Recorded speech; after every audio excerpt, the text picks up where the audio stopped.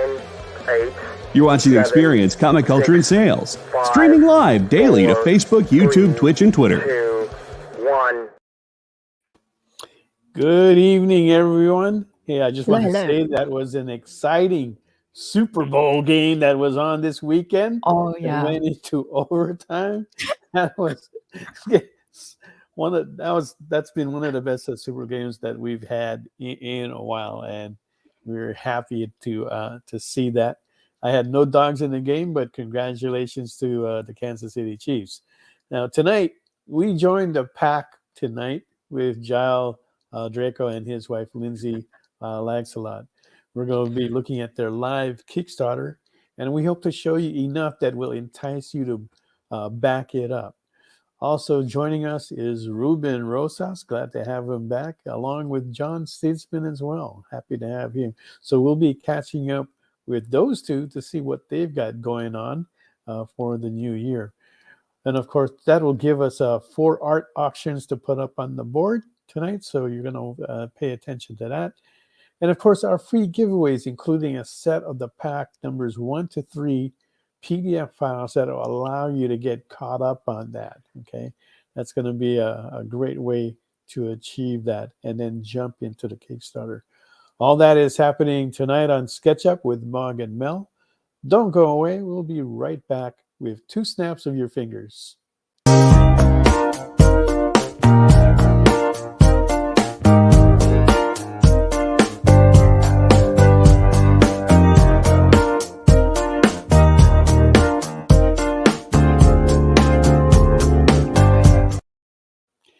Hey, we're now over 2,500 followers, so stay tuned for our special celebration to honor you guys for that marvelous achievement for the EXP channel. And if you haven't yet, hit that follow button so you'll not miss out on that opportunity and others to follow. Call your family, friends, co-workers, and your Sunday brethren to let them in on the continuous pertinent content to the independent comic market, all right here on SketchUp with Mog and Mel on the EXP channel. All right, as usual, we do have some. Yeah, we're being rated, Mel. Thank you so much, guys. Thank you. Fantastic. Make sure you're in the running for the free giveaways tonight by entering in #back the pack. That's right. To get qualified for tonight's giveaways, enter in #back the pack. And let's see in the comments here. Glad to see Lorena Vela, Maxi Fix, Kenneth Bird. Glad to see all you guys on here. Okay. Now, next week, I'm going to be fortunate enough that I'll be in Hawaii representing Mog Park at Other Realms on February 24th. That's the Saturday from 11 to 3. Tony Moy will be there with me. He'll also be at the Collectors Expo on Friday and Sunday with David Nakayama. So if you happen to be on the islands, come by, check us out, see the art that we've got, the latest art that we've bringing out for this year. Okay. All right. So Mog, man, you're going to be pretty busy this time around. You've got a lot of stuff going on. You've got 3 Kickstarters that you're on. First one is the Spectra Since the Banyan. You've got 2 covers on there. One cover is for number 1 that's going to reprint. That's how well that series is doing. Okay, so if you get the chance, check that out and see the wonderful art that she's been doing there. She's been doing some tarot card covers from issue 2 to number 4. So that Kickstarter will have one for issue number 5 and for number 1 for the reprint. So now you'll be able to get a full set of Mog's tarot card covers. And that story is going to number 6. So there's still more to come on that. So check that out. Link was in the comments. And she's the regular penciler on Snowpaw. Issue number 3 will be coming out as very soon as well. And that will feature her interiors and cover and a few surprises. Okay, so click on that link too and get notified. And then last, we enjoy having Bill Mouse on the show with Thomas Doherty. So we've got an opportunity for Mog to be on there to have a few art surprises. So click that link for Near X and get notified on that. And Mog, what are you drawing today? This is Harlequin in a, I would say Meiji era. So Okay. I was thinking like she's in Japan Meiji. So you got like a hybrid type of her costume with some kimono, and then of course the hyenas. In the hyenas. Yeah. Okay. And that's 8.5 by 11. Mm-hmm. Okay. So starting bid on that is high this time because she's going to be going all out on that. That's going to be $250. Okay. And tonight we welcome back Jal Draco and Lindsay. We had them once before. Hey, Hello, what are hello. you guys doing? Hey, good. JL will be back in just a moment. He just finished up his live stream where he was working on some art for Pack. And so Okay. he's taking a quick break and then he'll be back. But hi, I'm Lindsay in the meantime. All right. And let's see. We have it here that he'll be drawing one of the dogs from the pack in graphite on a 5 by 7. Yep, The he's got it all starting bid set up. on that is $50. Okay. Hey, there he is. Oh, looking clean too, Brian. You're looking sharp today, dude. How's it going? Pretty Hey. good. Pretty good. Wow, Now- that looks awesome, Mog. Look at I that. know, isn't that Thank cool? you. Cool. I think and because also- they are for Eve saying, hey, is it 250 or $2.50? It's 250. 250. All right. It's going I to wish color. $2.50, dude. Like they're not paying you what you're worth. I don't know. One day we'll start one at $2.50. Yeah, actually, that sounds like an amazing thing. Let's do Yeah, that. just to see like what happens. Definitely, let's go with that route. and to have some fun. Okay. Yeah. Watch, it not ends up today. being one of the best sellers. Yeah. People get Yeah, caught maybe up. what we'll do is we'll have maybe on the next art jam or something that we'll do. Yeah, We'll let's then do it. tell everybody, okay, we're going to start everything at 250. Just to see like where it goes and create some Yeah. excitement Yeah, or something like Let's that. definitely do that. We can do that. All right, Mhm. so you guys have got a live Kickstarter that's going on right now. How many days are left? 16? 50? I think We're we're actually- right at the halfway We're at point. exactly the halfway point, so we've got 2 weeks left. It'll be Okay. ending 2 Thursdays from now. Oh, yeah, 13 Okay. days left to go. Ooh, We just all right. crossed from Okay. 14 to 13. All right, and we'll Nice. take a look at that in a moment. Definitely. We also have John Stinsman.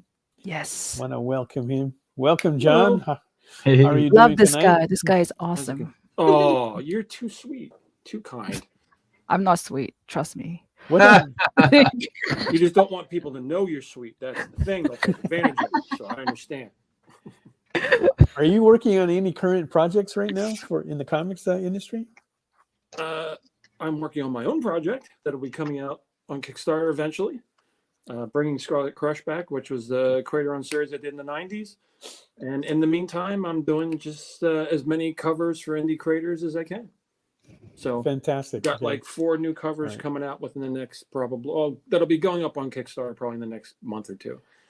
Yeah, I actually did like that series, Scarlet Crush, and I know I have thank it. you. So, and that's what I was Mhm. telling you backstage is that I'm trying to Mhm. find those issues. And normally I'm organized, but with all this moving that Mog and I have done, it's gotten like unorganized, and I've been trying to get that back in order. And so eventually, I'm hoping I can accomplish that sometime this year. But I've been trying to find those issues that John has worked on, and there's a bunch more besides Scarlet Crush. And I know I have them. I'm sure you do. Everyone had at least one back in the day Yeah, when comic books were selling Mm. a yeah, billion times more than Yeah. they are now. yeah. I know I've got at least one, if not a 5-pack, because I always like to put things away in like a Oh. 5-pack. Yeah. Even better. Yeah. Also with us, and we're happy to have him, is Ruben Rosas. Ruben. Hey, Hey. Ruben. Hello. How's it going, guys? Sporting that Pink Power Rangers cover. And Yeah. Ruben is drawing Pink Power Rangers on that, and Starting Bid Nice. is on 60. Right? You finish any covers lately, Ruben, for anyone? No, I was just gonna say I'm off to a slow start this year. This might be one of the first drawings that I'm doing, honestly. Like I've been kind of in a funk. So yeah, but we'll see. Maybe there's still plenty of year left, so maybe I'll pick up and Right. knock out some stuff throughout the year. Now, And, is this an overall funk or is this just an artist funk?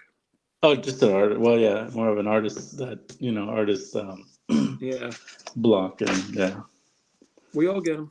We all yeah, get 'em. yeah. Yeah. Are you So going to be nice at being here 'cause WonderCon it this actually year? like motivates me to do some art. Otherwise, it's just kind of like I don't even want to pick up a pencil. Yeah. Are you going to be at WonderCon this year? I will, yeah. You will? Okay. In is that are you going to be with Mount Olympus again in Small Press? No, so WonderCon is one of the only shows that I have left where I actually set up. I have my own table. Okay. All right. So you're going to be but in Artist Alley? Fun fact, no, I'm still in Small Press. Okay. I like having a little bit of elbow room around me. Yeah, you know what? I actually requested Small Press, but they put us in Artist Alley. Artist Oh, I Alley. hate that. I want a small press too. Yeah. That means we have to buy a badge for email. Yeah. Fun fact. I don't know if anyone out there is familiar with Faces by Rachie, but she's going to be joining me at my table too. So. Oh, really? Yeah. So for anyone who doesn't really know, Faces by Rachie, you can look her up on Instagram, Google her. She's pretty much the cosplayer with the most covers out there, cosplay covers. Mm-hmm. She does covers for Vampirella, a lot of Dynamite covers, and other indie publishers. So that's cool. Yeah. Nice. Yeah. When you get the chance, shoot me your table number if you know what that is already. Oh, I don't know if I've gotten that. They sent me a bill for sure, even though I paid. But they do that like every year, and I'm like, I know. paid you guys. and somehow they got a late start this year. So yeah, I was getting worried. Did they forget me? Yeah, you know, because I know you sent me a message about that, and everybody was sending a message.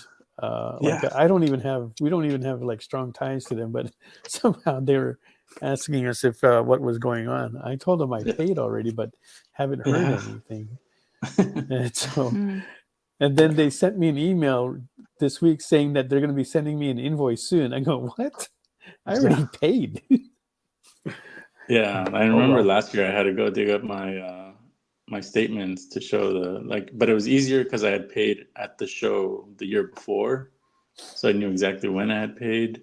Mm-hmm. And then this time I waited until the summer, and so I had to go back and really dig through my different statements to see where it was, and I think I found it. Mm-hmm.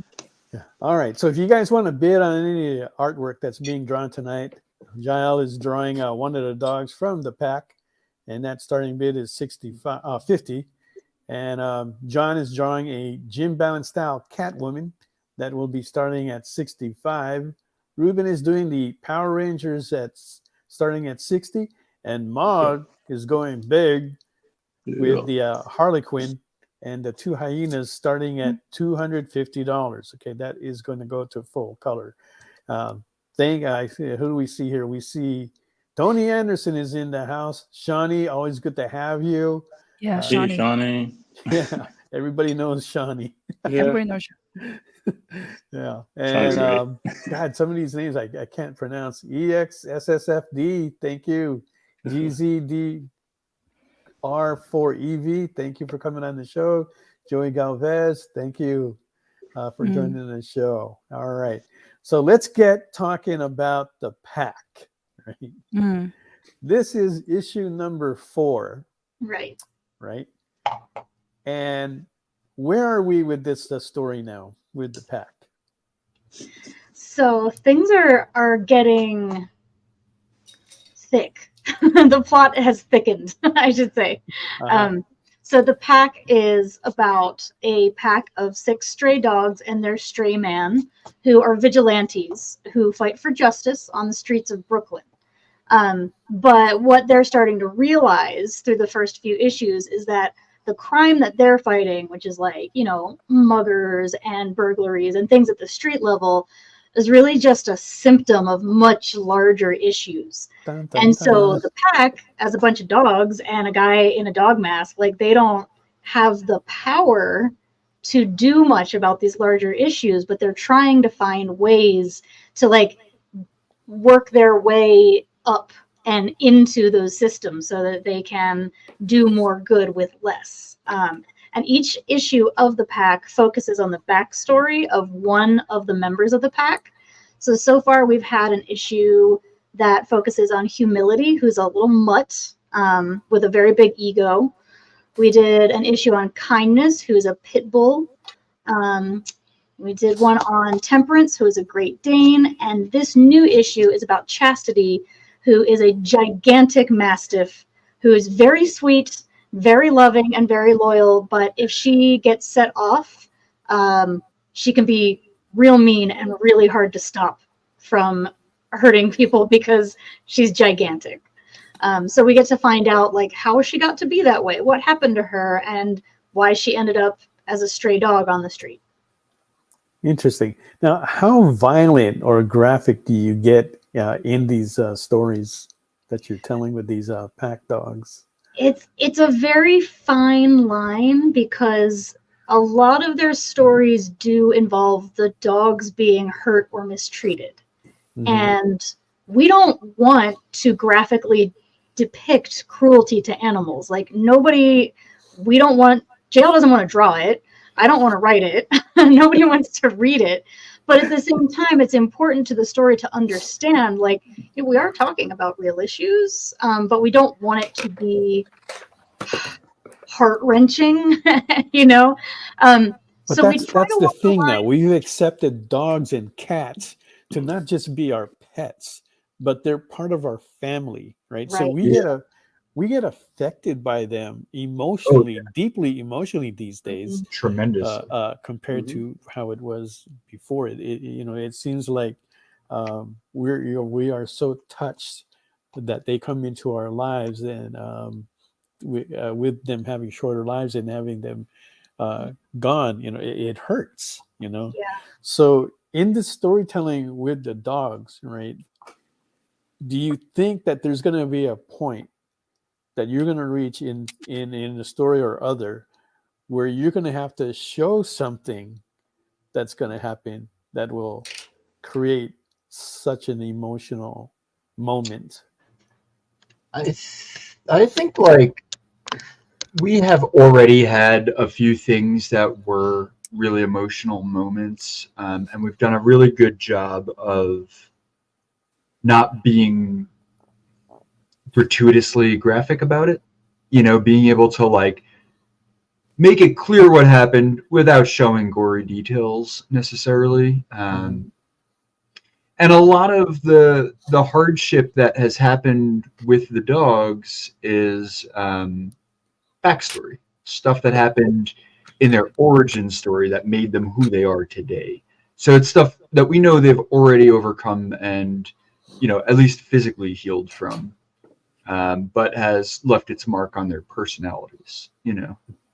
And I'll also add that we are very conscious of people who are animal lovers, knowing that a lot of the time the animal will die at the end. Like we all, we saw like Old Yeller or whatever number of like old movies or read books where that's always what happens at the end. That does not happen in Pack. The dogs all make it out alive. So if you're worried about that, I just want to put it up front.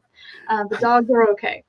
It's interesting that you mentioned like Old Yeller, because that's like one of the early books I read, along with Where the Red Fern Grows. Oh my God! When I was a kid, I used to check that book out of the library regularly and read it when I needed to make myself cry. Like if I was having like emotional blockage and I needed an emotional release, I would go get Where the Red Fern Grows. Because I know like when I first started reading that book, I want to get some dogs, go coon hunting. Right. And then you hear of these battles that they have. And said, oh man, And then when the first one goes, you're going, oh man, that just kind of tears you apart. Just awful, just awful. But I would like reread that scene. I was a very masochistic child. But yeah, we're not going to do that to any of the dogs of the pack, so please don't worry. That's okay. Shawnee writes, it's got to be a tough balance. You want to show what has happened to make the dogs who they are in order to have that emotional connection to the characters, but not to the extent of traumatizing your audience, which is a good point, right? And that's one of the things that I had brought up, because I was thinking, I had just read a post from what's his name, Justin Hunt, right, whose dog he had for like 13 years had just recently passed away. And I can feel it from him that he's like emotionally hurt by that experience, as we all are. So that got me thinking about, you know, your story with the pack and how serious of an emotional moment we can have in there. But Shawnee said it right. You know, you want to show that to get that emotional connection, because that always helps with your readership. But you don't have to do it in a traumatizing way. But as long as that we can like feel that and relate to that, right? When you can get that emotional connection, that's what helps us get to our audience, right? Because that's what they do with the singers. They want to try and get that as well. Or when you're writing another type of book, or if you can show that, you know, it helps. Yeah, it humanizes it all, and that's how we're able to connect. Yeah. So we have a variety of techniques that we use, and one is that most of the backstories of these dogs happened before they met Patience, who's the man who hangs out with them. So when Patience is talking about the dogs to other characters to describe their backstories, he doesn't actually have all the information about what happened to them. So he's sort of piecing together what he can imagine based on like their behavior, and he'll tell people what he thinks, but he doesn't know everything. And then visually, sort of like while he's voicing over what he knows of the story, we can show what we choose to from the backstory. So if there's a backstory that does involve like violence or something that could be traumatizing, we'll try to make it visually clear what happened without focusing on the worst parts. You know, you can get the story across with visuals without being jerks about it. Yeah, that aren't going to be horrendously upsetting, we hope. So the fact that like the dogs in this story, they can't talk. They're not like humanized. They're dogs. So they can never actually tell their whole story. We don't have to see all of those moments because we don't actually know for certain what all those moments were necessarily. So it helps us to sort of, I don't know, to tell the story without going into like the gruesome details. Okay. And it makes it, and it allows you to put more, to be able to tell their side with the art. So you're gonna have to do like a little bit more with the art in order to reflect that, which I think will help just strengthen your storytelling. And then, you know, with your experience as the writer, you know, you've got that experience in there to know, you know, like how much of the narrative you should put into words and have that control so that way you can have that balance between the narrative and the artwork, right? Which I have seen, you know, with the issues that you guys have given us. So I really do appreciate that. Thank you. I appreciate that. It's been a real learning curve for me writing this series. It was originally sort of developed. The idea was developed, and a lot of the visuals were developed by JL before we met. And then when we met, and he said, "I've been working on this comic book idea, but I'm not a writer." I was like, "I am." So we started working on it together, and this is sort of like an urban sort of noir story, and a lot of it really depends on the writing being kind of spare. You know, you don't want too much wordiness in a series like this. Exactly. And that's not the kind of thing that I normally write. So I've been learning as we go And I'm like, the more I write of it, the more I love it. I'm actually really proud, especially of the new issue. I can't wait for people to read it. Right. And that's the one of the problems that people coming into the industry and writing for the very first time is that they're not aware of that balance that you need to have in there. And that comes from not understanding the medium that we're in. But once you get it, right, it does, I believe, make the writer's job a little bit easier because you can put some of that burden off onto the artist. Well, I know that for me that works. Yeah, but I think when I started, I definitely was like putting way too many words on the page. Yep. And it was a real blessing that I was working with JL, my partner, because I could give him a script and I'd think it was the best thing, since sliced bread. And he would be like, Lindsay, what are you talking about in this panel? Like, that's not physically possible. Can't draw the front and back of someone at the same time. Can't see a person doing 3 things at the same time. Yeah. I was like, you can't? What do you mean? Why not? I mean, you can in a cartoon. I see John nodding his head. How many times have you had to explain that, John? Oh, a million. I mean, every new comic book writer, because comic books are different than writing anything else. Mm-hmm. And the way that you have to set up your script, especially if you're doing it the non-Marvel way, which is detailed panel per panel with dialogue. You can't have a character turn a doorknob, open the door, and walk through it in one panel. It's impossible. Yeah. You have to show the actions individually. And a lot of green writers don't really understand that in the beginning of when they're doing their first couple of comic scripts. Yeah. Right. Yeah, they're writing it more like for a TV or a movie. Right. scene. Yeah. I mean, a lot of people do come from and other not for a book, writing not areas understanding to do that. this. Yeah. Yeah. We've worked with a few people for our anthologies who clearly started out with a movie script. Yeah. And they'll send us their script and I have to be like, okay, this person is doing 3 things in this panel. You got to pick one. Right. One thing. Yeah. Well, Lorena, Or just let the artist have free reign to interpret the script the way it needs to be interpreted. Yeah, you could do tiny little panels as inserts around that panel to show the minor actions, and then the major action could be the actual panel.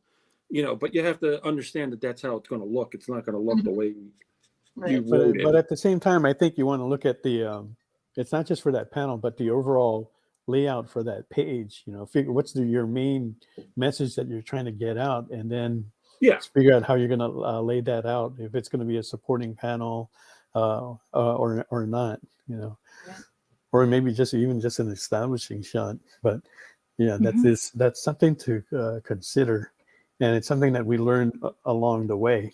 Right now, when you write, Lindsay, and you said that the medium was new to you, and you were learning this as you go, right? What references did you go to try and figure this out, or was this something that you just kind of learned from reading the comics on your own? For Pack, that's a good question. I haven't really thought about that. I mean, honestly, probably my biggest influence was Batman. We've got the masked vigilante, and actually, this isn't a comic book, but when I was in high school, I watched Batman the Animated Series a lot, and I think that a lot of the way that I hear patience in my head is in that gruff Batman voice. He doesn't talk much, and when he does, he tries to make it matter, and he takes himself really seriously. So I think actually a lot of the pacing and the way that the dialogue especially is written, it probably comes from Batman in various iterations, but especially the animated series. Okay. Now, it's funny that you mentioned Batman. Do you think that with your influence from Batman, do you think that has carried over in to your story writing with the Pack? Because it does have that vigilante feel to it. Yeah. Oh, definitely. And I've actually been thinking about this a lot lately because there's been a little bit of Batman backlash in the past few years, right? Where people are saying Bruce Wayne is a billionaire he could do so much more than beating up like street And fighting thugs. crime. You know, he could actually like change the system that causes this crime in the first place. Wow. And I think that Pac is sort of like, it's like a take on Batman or that vigilante hero, but it's a guy who has no resources. Like, he's not rich. He doesn't have access to the head of the police department or, you know, the city government. He doesn't have the toys. He doesn't have a butler, you know? Yeah. So he's doing what he can with what he has available to him, and it completely changes the story. And I think that actually it is like, it's kind of fun to see it through the lens of Batman because of that dichotomy between the two characters. Yeah, and I actually like that, because then it makes it a little tougher for the character to resolve the issues that come up. It's not like, okay, well, is that all neat? Let me go get it. let me go buy it. Let me, you know. Right? Yeah. it's Let not me gonna put come my that R&D easily, you department know? on it. gonna have to dig deep and Yeah. figure this one out. Okay. That kind of reminds me of the that weird cult movie, Old Boy. I don't Oh, know if you yeah. guys ever saw that. You know, he Mhm. just goes around with a hammer. So Yeah. yeah, and then he's like actually against a billionaire too. So, Huh. yeah. Huh. Have you ever seen it, Old Boy? No, I've Don't heard watch about it, but Yeah, I feel like I've heard a lot about it. I don't think Yeah. I've seen it. That's good. Yeah, that may be something Yeah. worth looking into. Yeah. I want to thank EXSFFD for the bid on Mog's piece for $250. Thank you very much for that. And, Oh, somebody don't already forget, bid? Yeah. Wow, thank you. And don't forget, we also Mm. have which dog are you drawing, Jael? Have you figured that out? Mm. Oh, that's going to be a little bit of a surprise. Okay. So Uh, he's going to keep that under wraps for now, but his starting Just a bid little, is at just a little 50. while. Roughing it John's out. Catwoman is starting at 65, and we are still looking for a bid on the Power Rangers, Pink Power Rangers from Ruben for 60. Don't go away. We'll be right back. After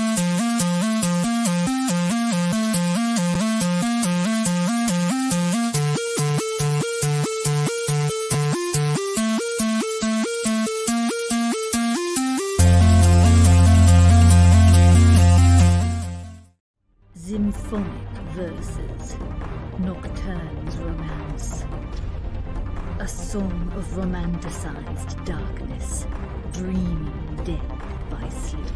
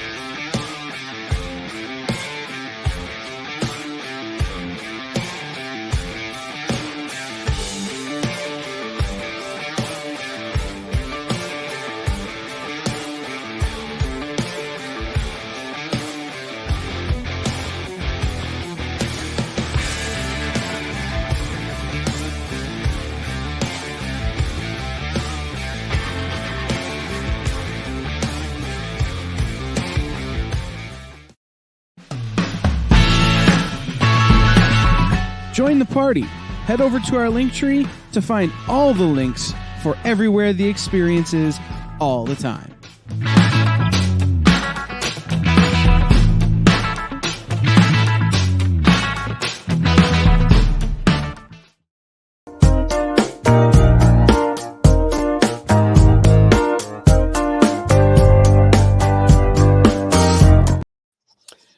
Welcome back, everyone. Do us a favor, hit that follow button. Help us increase our followers and reach our new goal of 3,000. And that will continue to help us bring you wonderful content like the original art show happening tomorrow night with Nick Barucci. And then to qualify for one of the 3 giveaways we're doing tonight, including a full set of the pack 1, 2, 3 PDF files, enter in Back the Pack. Okay, and make sure you take a look at that Kickstarter. Right? Yeah. Get on with the vigilante dogs. Now take a look at the 3 Kickstarters Mog will be on. Links to that also in the comments. And Shawnee is saying hi to everyone. Everybody knows Shawnee. The girl gets around. What can we say? Yeah. Yeah. All right. I didn't know there was 2 versions. This Lorena said, I think there's 2 versions of Old Boy. There is. There's an Americanized version, and then there's that stars what's his name? The guy that played Thanos, I think, is the main character. Brolin, Josh Brolin. Yeah. Yeah. Oh. Oh, yeah. That working. He plays the main character in the American version. Well, I saw the original, and when I say don't watch it, I actually really, really like the movie, but the story is the kind Brutal. where it leaves a scar. Yeah. You can't get rid of it. So so if you are ready for that in your heart, you can go for it. Yeah. If you're ready to feel empty inside. No. It's not even an emptiness. It's a scar. It's kind of like a weird taste that leaves forever. Yeah. So disturbing type of thing. Yeah. Well, yeah, and some of those Korean movies are like that. They are kind of like disturbing. There's a few that rings in my head. One was what's that one? A man called Kang, I forget it, something like that. Massifix writes Spike Lee directed that, and and he confirms that it was Josh Brolin that was in there. I want to say also hello to Yuki Dog Zombie. I think this Kickstarter is for you. Good night. Say hi to Jal and Batgirl, and are great. I'm going to go to bed. All right. Thank you very much for dropping by. Yeah. Thanks for your support there. Okay. Yuki calls Lindsay Batgirl because she's never seen Batgirl and Lindsay together at the same time. All right. Yeah. I think JD says it right. I mean, I hang out with Batgirl all the time. Sure, you guys just aren't there. Sure, I believe you. Send me a picture of you 2 together. She's very serious about her privacy. Wow. Yeah. You do look like a bad girl. you know the librarian with the glasses and everything. Yeah, it fits. Which Batgirl? I am the night girl. Yeah.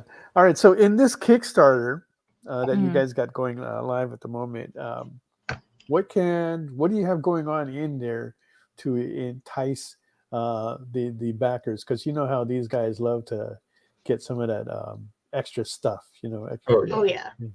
Well, we have issues 1 through 4 of Pack, obviously, in print and digital, which are awesome and totally more than enough. But that's not all.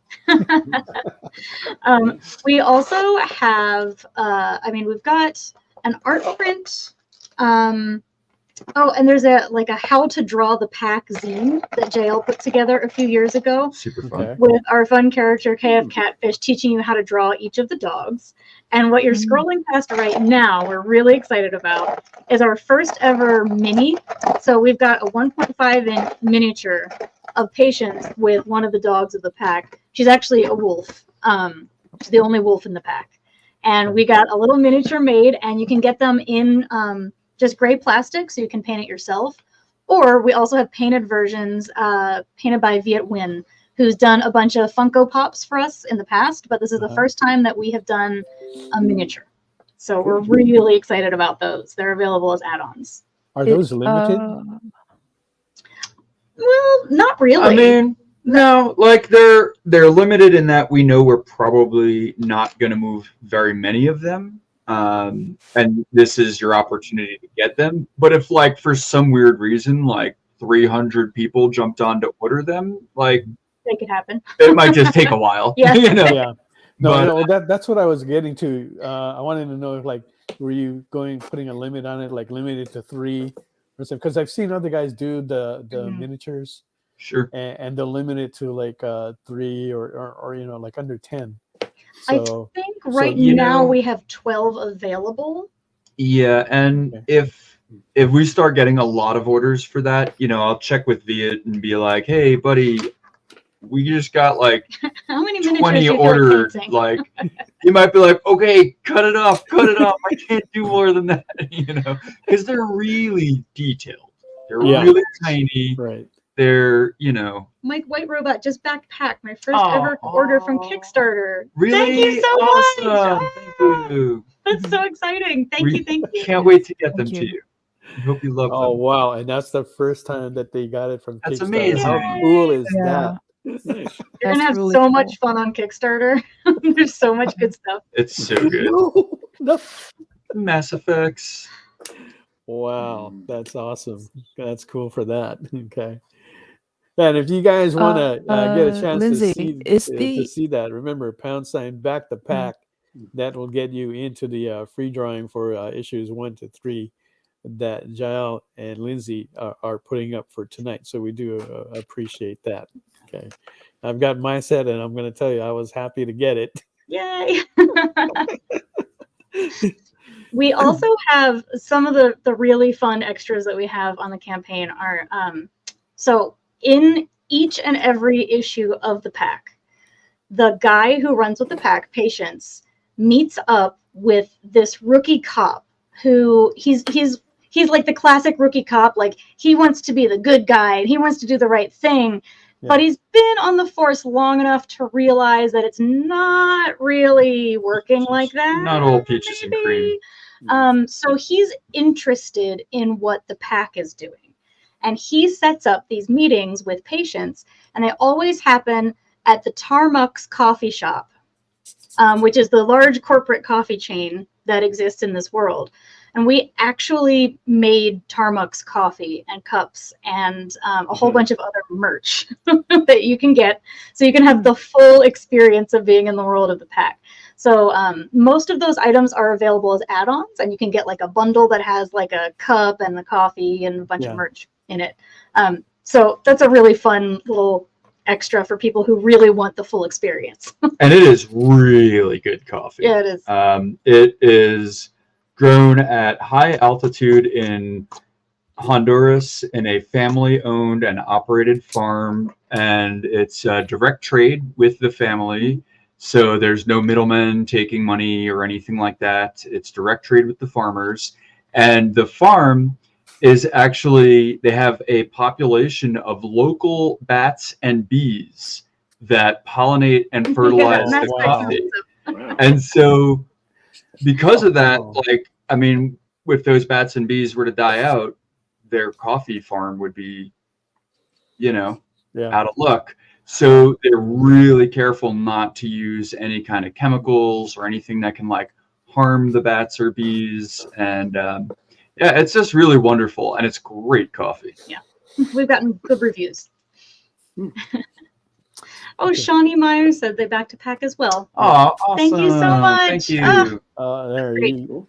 Yeah, once you've hooked her, you've got her now. So she's going to be in there for the long run. We're gonna make Shawnee, good for stuff. that. She's a great supporter of Mog and the show, and with a bunch of others that we know as well. Right. So thank you very much for that, Shawnee. Thank you. Yeah. Okay. That is really, really interesting to hear about the bats and the bees. Something Right. I never imagined. That's really cool. So now I'm interested in seeing what that is going to be like myself. So, Yeah, and I feel like the bats give it an extra like spooky factor, so I like that. yeah, that little twist there is kind of pretty nice, right? Mel's ready for the bats and the bees speech. Yeah. Being bad. Okay. Now I don't know if I was saying it right. Okay, but to get qualified for the free drawings, I just want to make it clear. It might be my fault. I may not have said it right as well. But put in #EXP. I think that might be the part I forgot. #EXP back the pack. Okay. Now, Shawnee writes, we know bees are pollinators, but I don't think many know that bats are as well. That's Yeah. right. And that's the interesting part. Yeah. Yeah. Because I never thought of them as being pollinators. And how does that work? Is it just getting, are they just carrying it on their legs? Yeah, well, so these particular bats, they go for the nectar and they get the pollen all over their ruff. They have like almost like a mane, and they just get it all over them, and they just fly around and they just look all covered and dusted in pollen. It's pretty fantastic. Wow. They just go from flower to flower. And I knew that you were going to know the answer to that because I didn't, but I just knew that you would. I can't hear something like that without looking it up. Yeah, true. Maxi writes, the common feeding features of pollinating bats are elongated snouts and tongues combined with smaller and bigger teeth. This aids in the rapid collection of nectar. Bats get pollen on their faces and bodies, just like you said, and go to the next flower. That is how cross-pollination happens. Thank you very much for that. That helps to clarify and supplement what Jal was telling us, which is correct. All right, so we're glad to have that there. We have such an informative group tonight. Yeah. Almost like there's a bunch of nerds in here or something. Weird. Yeah. The Google foo. Cool and educational. Huh. I'm learning. It's good for your brain and for your heart. So it sounds like, Lindsay, that early on, Jal was able to hook you because I can tell that you do like dogs. So when he pitched that story of the pack with you, that was an easy one for you. Do you guys have dogs? We actually don't. We live in a small apartment, and we just don't feel like we're set up to take very good care of a dog right now. And we're both the kind of people that, like, if we're going to have an animal in the house, we are going to treat it amazingly well. So we have 2 cats. We're spoilers. They keep us very busy. We spoil them. Yeah, but we also dog sit for like all of our neighbors. We're like the neighborhood pet sitters, so we do get our dog time in. Our cats are also kind of weirdly dog-like in a lot of ways. True. Like Fern, our kitten, when he's like he just chews on things for fun, and like when he's excited, he wags his tail, and it's like he really just thinks he's a dog. And sometimes he like chases other dogs around. It's like he'll chase dogs around. It's weird. It's weird. He's a weird cat.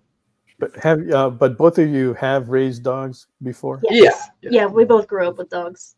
Oh, I've always been an animal person. Yeah. Yeah, that's the same as both Mog and I. We're both dog lovers. I've had dogs all my years as a kid growing up. But yeah, and I find it the same as you. I don't want to have a dog, and I would love to have one, at least one, if not more than one. Yeah. But I just don't have the right environment. Well, actually, the place that we're in is good for a dog, but the way how Mog and I go about and travel, I just don't think it would be feasible. Well, you travel a lot for cons. Yeah, right. That's hard for dogs. Yeah, and it's really hard. Yeah, and it would be hard for us because then I'm going to be thinking, God, is he all right? Is he? If something happens, that'll just cause you to worry more on future trips. So I don't want to do it. I tried raising guinea pigs, and even that wasn't easy. Oh, I love guinea pigs. I love guinea pigs so much. They were cool to have, but even with that, I thought they would be easier, and it's still, I had to. Guinea pigs are extremely social. Who am I going to have to take care of them and stuff like this? And because there's certain things that has to be done with them every day, right? So that you can't just leave them alone. And but that was kind of hard. How about you? How about you guys, Ruben? Do you guys have any pets? I used to have dogs in the past, and so one of them was a white boxer, and that was my little buddy. I loved him. And then age happened, and he ended up passing away. And then we also had another dog, and she ended up lasting a little longer. She was like a what was she? Lab chow mix, black lab chow mix. Very smart, very loving. Again, same thing. She passed a few years after, and so I'm kind of like more of a old school thought process person in terms of with pets. Yeah. Like I grew up with like pets being like outdoors, and you just kind of they're not your friends; they're just pets. But when I had my dogs, you know, I loved them, and we hung out, and you know, they're great companionship. But similar to what you guys are saying now, like I live in an apartment. Back then, I used to live in a house, so it was nice. They had a yard and they could do their thing. Now it's just like the thought of having animals in an apartment just doesn't work. And then again, traveling and having to find people to sit and all that stuff just doesn't seem to work. JD is writing that plus paying for a vet in LA right now involves robbing a bank. The prices for medical care the vet on bills pets has crazy. risen so much. It is incredible. How about you, John? Are you do you have dogs or cats? I had a dog, died of old age, named Cinnamon. She was a pug Jack Russell mix. Just a complete goofball. I loved her. But, just did the most idiotic things constantly and always was entertaining. And she would never harm anything, anytime, ever. Didn't have an ounce of aggression in her at all. Really? Oh. She just loved to play and mess around, and you could do anything. You could just grab her, put her on her back, and just run all over her, and just she wouldn't care. She'd just be happy.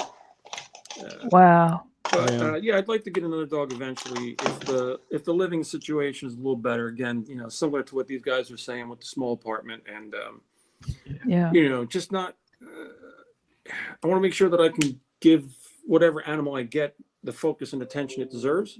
So when the time is right, I'd like to get another dog for sure. Yeah. I mean, dogs are pack animals, so they really get separation anxiety in a way that most animals don't. Like, it's like intense separation anxiety. Yeah. And I know a lot of people that have day jobs that have dogs at home, and they're like, oh yeah, the dog's fine. When I get home, it's happy to see me. But I work from home, so I can hear all the neighbors' dogs just crying all day. From when they leave till when they get back, that dog is crying. And it's like they're literally just waiting for you to get back, and they're sad about it the entire time they're gone. God, it's heartbreaking. They don't get over it. They're just sad the whole time. It's funny you should say that, because our neighbor has a dog, and they don't really give it enough time, quality time with the dog. And so it's constantly barking as soon as I come out. There's a fence between us. It can't see me, but he knows that I come out there and it's barking. So I'll look over the fence and kind of play with him a while, but it's like he still won't stop barking, right? I've even thrown some pieces of food at him. That'll probably bring him down for a little bit, But it's like I want to go over and say, "Hey, can I walk your dog?"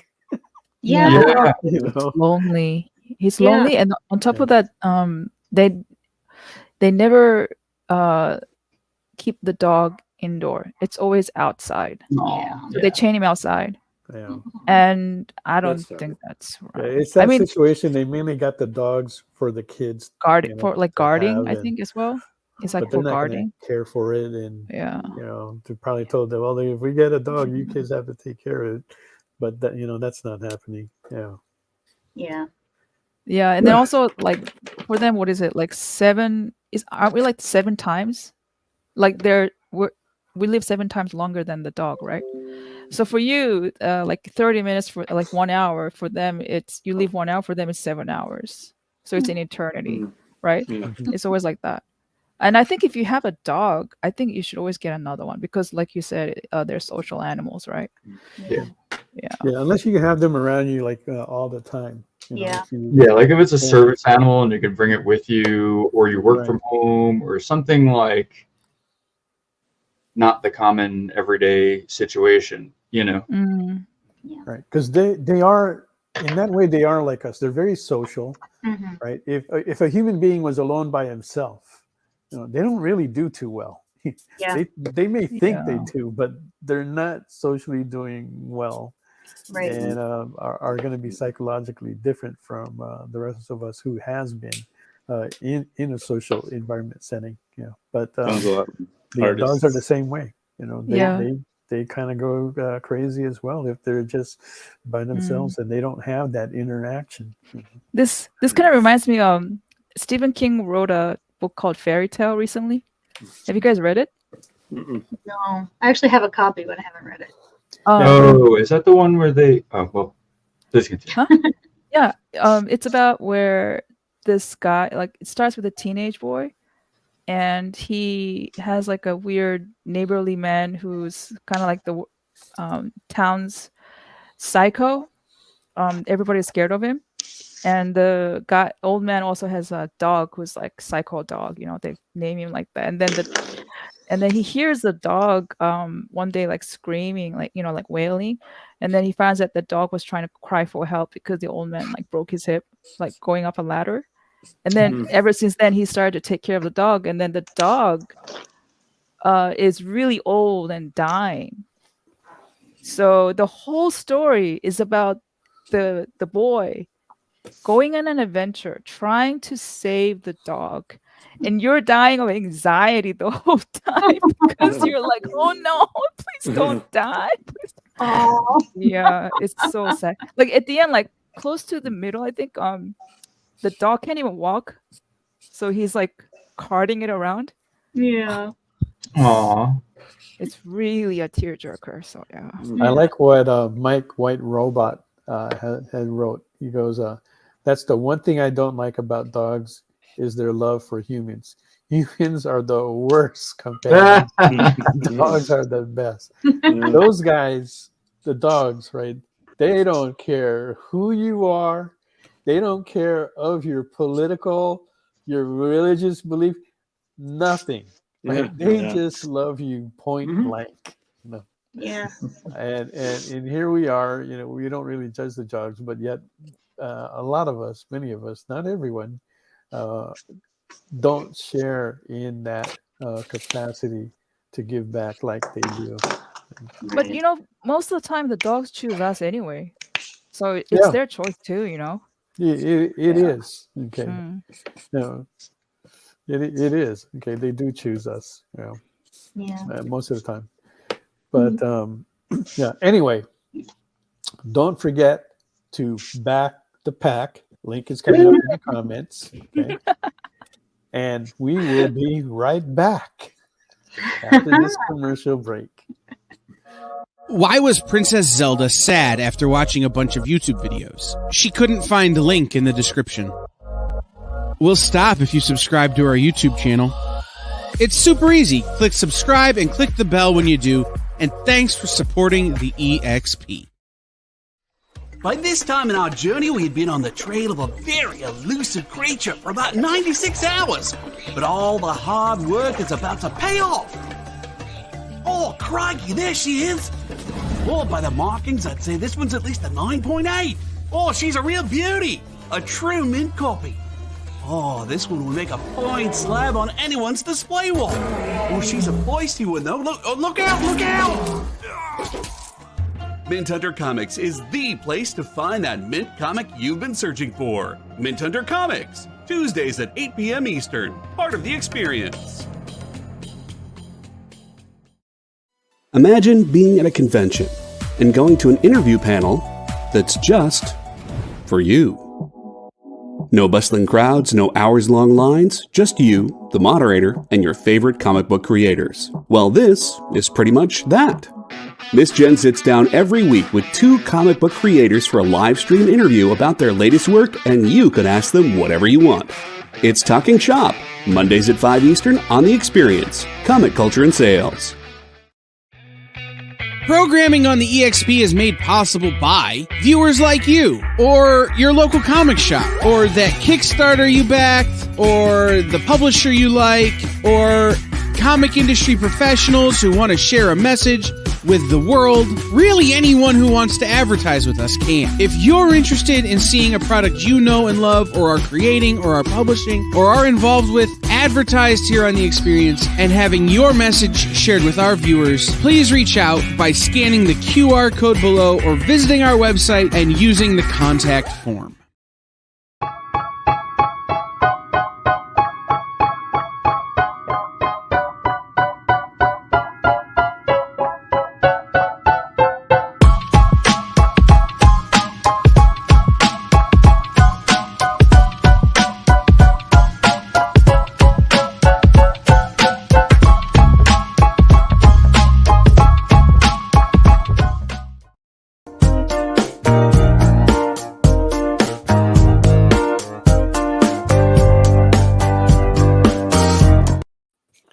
Hey, if you're having a good time tonight, hit that follow button and help us to increase our wonderful content here, like Nick Barucci's original art show that comes on tomorrow night. And that will keep you also in tune with the celebration that we'll have for hitting 2,500 followers. Okay. And don't forget to put in #EXP back the pack. That'll get you into the running for one of 3 giveaways tonight, including the first 3 issues of The Pack by JL and Lindsay. Okay. And don't forget to take a look at the 3 Kickstarters Mog is on. That will allow you to get more artwork as well. That's her wonderful covers. Okay, so going back to the dogs. Can I say, John, like what are you drawing? What have you got so far? Jim Ballant, Catwoman. Okay. Let's take a look. Whoa. Sexy. All right. That is looking good. Thank you, Mom. You want to? We are still looking for a bid on that for $65. Put that in the comments if that does interest you. That is looking stunning. Thank you. It is. Mog is working on her Harlequin and the Hyenas. We already have a bid on that for $250. Yes. Looking for the next bid of $255 on that. Okay. And then let's take a look at Ruben. Yes, He's working on the pink Nice. on a pink cover. Oh wow. That's really sweet. Taking advantage of the pink. Yeah. That's legit. Way to go. And we're looking for a bid of $60 on that. Okay. And Jael is working on a dog himself. Starting bid is on $50, and he's going to keep that a surprise. Well, yeah. If you want to bid on that, we are looking for a starting bid of $50. So I'll show it in a few. I'll be ready. All right, there you go. Okay, that's coming up in a few. All right. So, how many dogs do we have total in the pack right now? There are 6 dogs in the pack, and then 1 man who dresses up like a dog. Okay. Any plans to increase the pack? Are you going to be introducing new members? Not in this series. No, so this is a limited series. There's going to be 7 issues, 1 where we do the backstory of each member of the pack. And then we do have thoughts about another series that's based in the future of that world where there would be different pack members. But that's far enough in the future that we don't have it all figured out yet. We can't tell you everything. Right. I have most of it figured out, but no spoilers. Yeah, no spoilers. Right. You never want to give out too much. You got to keep it exciting here.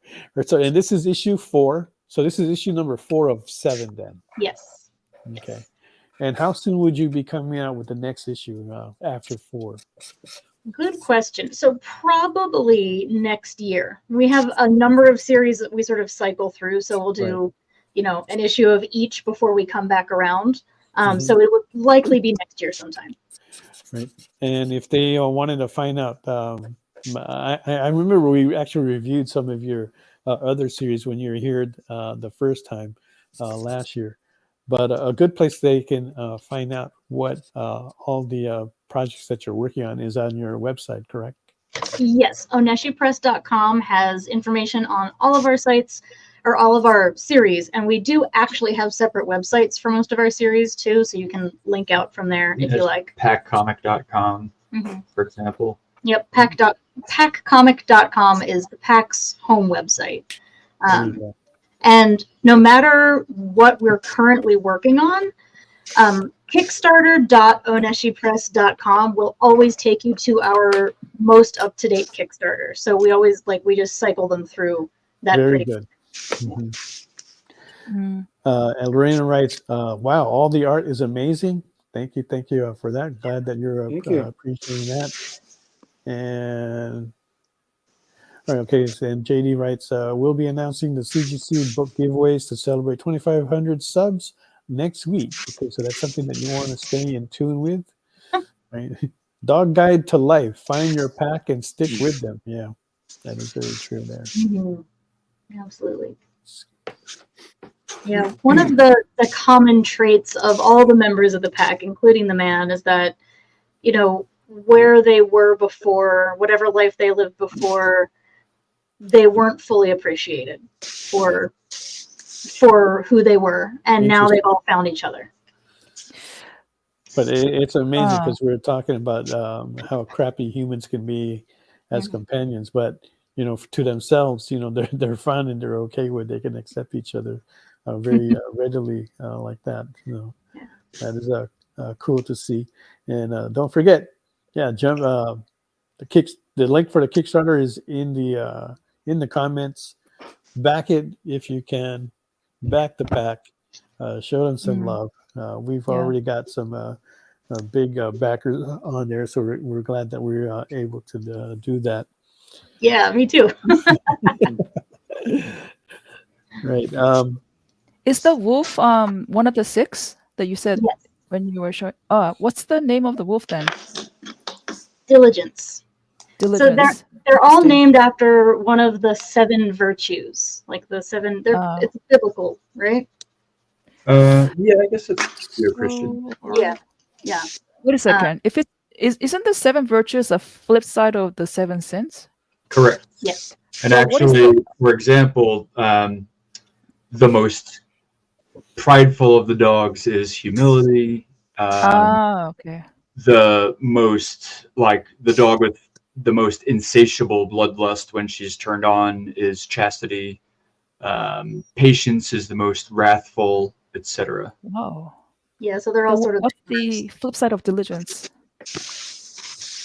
So diligence can be the hardest to get to do anything you want. She's the most stubborn. Yeah. Which could be sloth? No, right? Yeah, that could be sloth. Okay. Is there a member that's weak? Because you know how every group has a weak link. Oh yeah, like a omega. So in a way, humility is this tiny little thing, and he's very self-assured and kind of comes across as the most entitled. He's the youngest, newest member of the pack. He's the one that grew up with a full pack around him. The rest of them had to find their pack later in life. And he's kind of, in a lot of ways, the weaker link, but also perhaps the most enterprising. Yeah, he's smart. But actually, Chastity might be the weakest link because she's huge and she's strong and she's sweet and she's loyal. But like I said before, when her fuse is set off, she's completely uncontrollable. So if you're trying to keep it together and just get the dogs across a street or something, and something happens, it says Chastity off, your cover could be blown and she could ruin everything. And there's nobody that can stop her from doing whatever she's going to do. Yeah, so I guess in that sense, it's weakest in what way? Right. They all have their strengths and weaknesses, right. Yeah. There's always seems to be one that you have to be concerned about because all the dogs have a certain level that they're at, right, and how they perform in the group. But there's always going to be one that you kind of like have to like watch out for, which we call, for lack of a better term, the weakest link, right? And so that's the one that you try to help out and watch for, right? Or other things than that. But the other thing that's interesting when it comes to writing is that how do you balance out? Is trying to balance out all the characters that you have to deal with, because you don't want to have characters that are just kind of like standing by and doing nothing, because then what's the point of having them there, right? Or else they just kind of look like something that's just like added on, right? How do you try to balance that out, Lindsay? It's really fun to write scenes where there are all the dogs. I get to spend an inordinate amount of time on every panel where we see all of them, just trying to imagine what each dog would be doing in this situation. So, sometimes it's easy. Like if there's a bad guy doing a bad thing, then they're all growling, and that's what they're doing. But like, there was one scene that we wrote where Patience is in a Tarmux and he's meeting with I knew the you were cops. going to say that one. And then outside, the dogs are just hanging out. So at first I was writing like, in the background, we can see, Chastity's taking a nap and Humility's sniffing around and whatever. But then they see an old lady who's using a walker and trying to cross the street, and there are cars honking. So the dogs go into like defense mode, and two of the dogs like surround the lady and like stop traffic, basically. Yeah, and the other dogs stop traffic so that this lady can get across the street. And they're like growling at the people in their cars. And it was really fun to figure out, okay, like in this situation, which dog would be escorting the lady, which dog would be like standing up with their paws on the hood of a car. And then, so Humility, the little one, rides on Chastity's back a lot of the time. And so I had Humility in the background basically convincing Chastity to use the chaos to cover knocking over a garbage can so that Humility could like steal from the trash. Wow. Humility is the smart one. Yeah, Okay. yeah. Humility is very enterprising. Always good fun to go dumpster diving. Yep. Mhm. Especially when you're a dog in New York. You're always gonna see pizza in there somewhere. Yeah. Wow. Wow. Do you feel that there's maybe characters that you're just not using enough in there? Do you feel like any of the dogs might be getting Well, left I out? do think that Diligence the Wolf doesn't get a whole lot of like screen time, at first. But her personality is kind of, She's a very aloof yeah, she kind of keeps to herself. She's very much like the den mother, but she's not showy. She's kind of mysterious. And she and Patience have been together for the longest. She was the first member of the pack. And so they have a really deep bond that I'm actually kind of avoiding showing too much until it's time for her story. Right. So she might not be getting as much love as she should. And I do feel kind of bad about that. Okay. All right. Yeah. So, that's always like an interesting to see how that is getting handled. And because it's hard to try and incorporate all the members in a team story like that. Right. Yeah, it could be like. Go ahead. Oh, I was going to say it could be like juggling, Juggling like, you gotta kind of go from one to the next to the next, Right, because I remember like when I was reading Justice League in back in the 70s, right? They had so many members at that time. Oh yeah. And I would go, oh man, I'd like to see more of this guy, more of that, and what happened to this guy, And so that was kind of like a hard balance. And then in X-Men, same thing with X-Men. There's, they were pretty good at like bringing some of them in and out, like in the early days with John Byrne and Chris Claremont. You wouldn't see, God, what's that Irish guy's name with the green outfit? But he wouldn't be there like all the time. Banshee? You mean Green Arrow? Banshee. Banshee? Okay. He wouldn't be there all the time, right? And because he'd be off like doing doing something else. That was how they did the story, but that was their way of kind of like balancing it out, so that way they could still utilize the main characters that they had in the group, right? And I think that might be one of the reasons why they may have killed off Thunderbird early on, because they had so many new characters that they brought in. Some we knew, like Wolverine, but how are you going to work all that in with all their different stories? And you want to get their origins in there, kind of like what you guys are doing with your story as well. Yeah. You want to know, like, well, who they are, and get that connection. But yeah, that's always hard. And so you'll see a lot of books that'll start with like a few characters, and they'll build on it like after, but it does take time, to do something like that. Yeah, and it's difficult to juggle, like, giving the dogs enough time on the page while also telling the human stories that are also really important. Right. So there's a lot of like back and forth between what this group is doing and what this group is doing in Pack. And I'm always like, when I'm writing it, I'm like, oh, am I jumping around too much? Is it too hard to follow? But I've gotten good reviews so far. So It's pretty. That is the thing that you want to watch out for. Is like, are you how much are you jumping around, and are you still staying with the main group that you have, and the story, right? Because you don't want to get. That's how you can get so easily carried away. And now you're lost, right? Or it causes too much of a distraction. You're not really pushing your story forward. You're just kind of like a little stuck there, but you went off on a tangent in a way.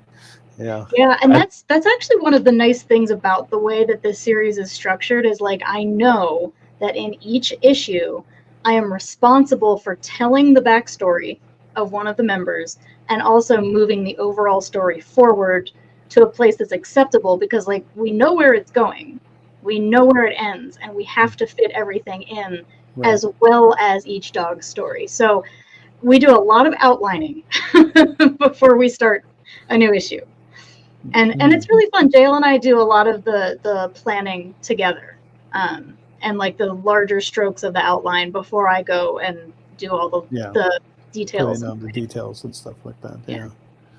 Yeah, because it is his story. And I have to be respectful. There you go. Yeah.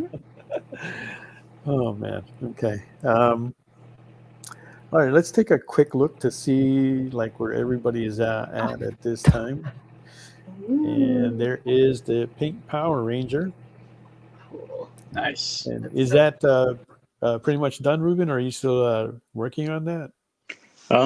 It's pretty much done. I'm trying to figure out if I want to add anything more to it. I kind of, part of me feels like it's good. I don't want to overwork it.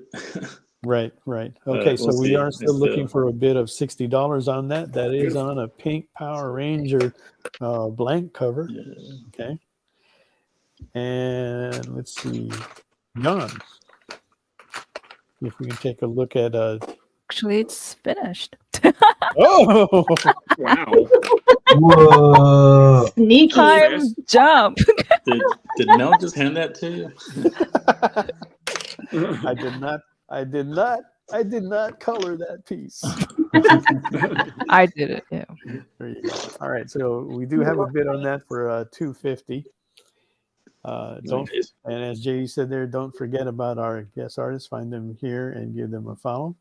Right. And also, if you are the winner of the giveaways or the artwork that's on here today, don't forget to fill in the form, which we will be posting up later on, because we do get like a few winners, and I have no clue where I'm going to mail this stuff unless you guys fill out that form. I won't know. Okay.